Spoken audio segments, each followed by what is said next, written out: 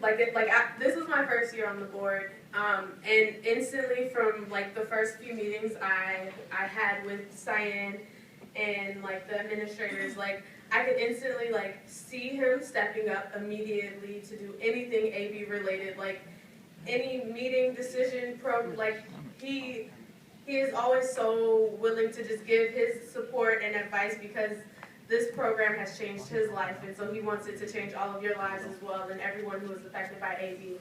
And we joke a lot, but Amrit, like, you are incredible, and you are the epitome of an active citizen and of what Breakaway means when they are trying to create these programs for people who care about the community. So without further ado, I'd like to bring him up to say a few closing remarks.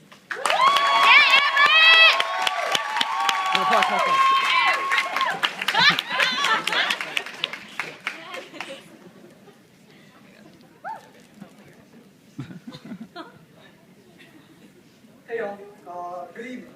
First of all, thank you, Kelsey, for those ornate and kind words. Thank you, appreciate it. And then before we begin, there's someone in this room it's their birthday today, and I met her through AB. She's the past AB chair, and so I just want to just wish her happy birthday, and if you can join me, that'd be amazing. So Katie, if you can get up, please.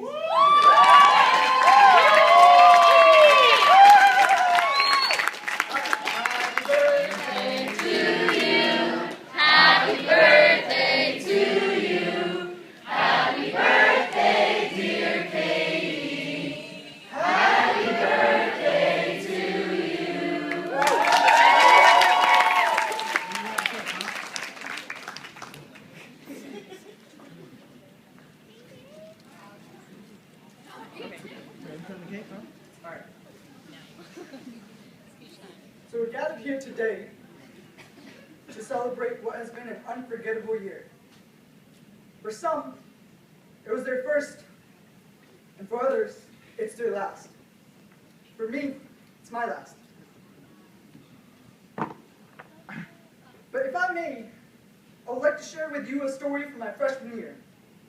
And I'll set the scene for you. Growing up as a boy in New York, you see things, you hear things, you experience things. I've seen in front of my very eyes people being mocked, robbed, and beaten, and so much more. Sometimes I was the oppressor, and others I was the oppressed. But you never really question what goes on. You accept it as the natural order of things. Given this, I applied to alternative breaks. And honestly, I only applied to get a chance to get out of New York, to get away from home. And when I was asked in my interview, how involved are you in service? I only had one story because I'd only done one service project the past year. I sold it, and thank God I got into alternative breaks. We took a trip down to Stone Mountain, Georgia to work with refugee student children. We tutored them for the week. Throughout the car ride and the trip, we talked and talked a lot. We discussed social injustice. We discussed what it means to be marginalized. And we discussed and discussed some more. But for some reason, I thought, what's the point of coming out here? Are we really going to change anything? Does this really matter? I mean, I was having the time of my life to finally be away from home and to be away from New York. For some reason, it just didn't feel right. On the second day of service, it was a Tuesday night, and the group got into a heavy conversation about the quality and the effectiveness of the service that we were doing. And we talked about, is a week really going to matter in the grand scale of things?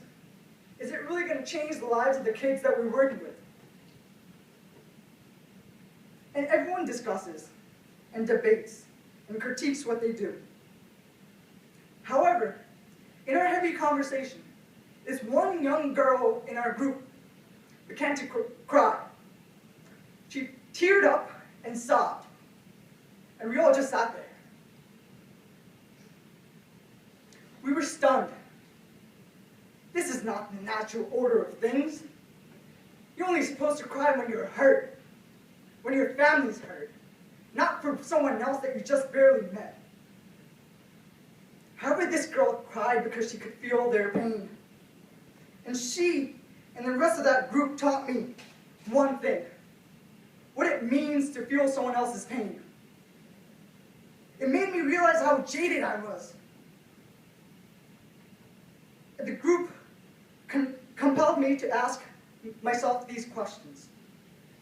Am I okay when someone else's heart hurts? Is it okay when a little girl thinks she's not pretty because she doesn't look like her favorite princess? Is it okay for me to presume that a blonde girl is a bimbo just because of the color of her hair?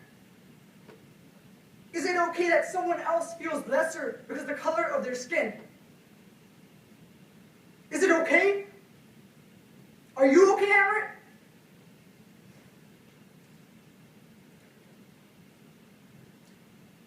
These questions disturbed me, provoked me, agitated me.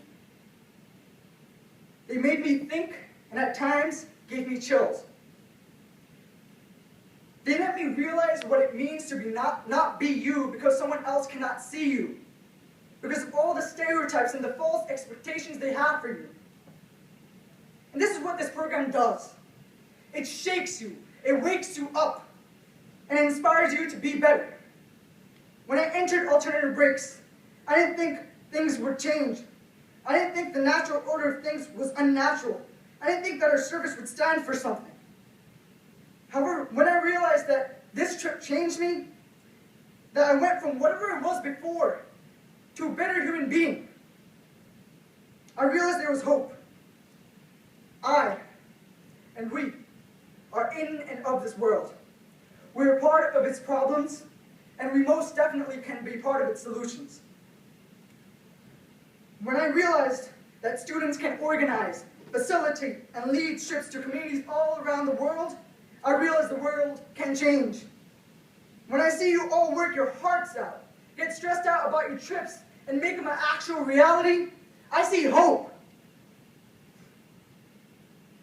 I see your ability to feel someone else's pain and act on it. To conclude, I just want to thank everyone in this room. I want to thank the participants, the board members, the advisors, and our hands and feet, the site leaders. If it wasn't for all your hard work and all the sacrifices, the personal, the academic, and the physical that you made for your trips, nothing would have happened. There was no guiding force that made these trips happen. It was you. Thank you for your greatness, for proving that greatness is not reserved for the moneyed and the powered. It's for those who have the will and the heart to go out and get it. And if you don't believe me, after I'm done speaking, take a moment to talk to Manib Saeed, Denise Bonetto, Shirley Sunflowers, Zion McFarland, Kelsey Price, Ashish Shah, Hannah, Sneha, Indira, and Antonia, and any of our site leaders, or any of our participants for that fact. And they will make you believe. In fact, they will convince you of our collective greatness. And I just want to thank you. As afraid as I am of going back out into that world, of becoming the person that I was 4 years ago, I know that the individuals in this room will change that world when they get out there. I have that assurance. Thank you. Thank you for making me a better person, for making me care, for making me believe, and for sustaining me when I couldn't sustain myself. Thank you.